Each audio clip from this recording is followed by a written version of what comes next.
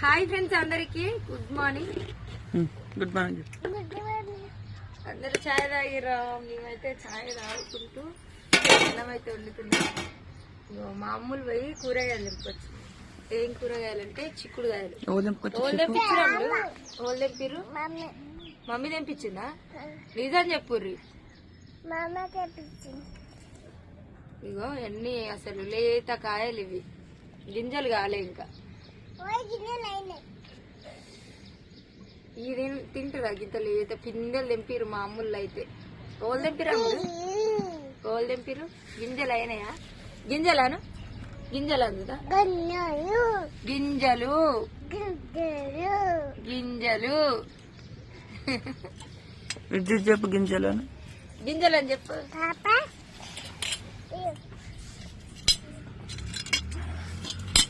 మీరందరూ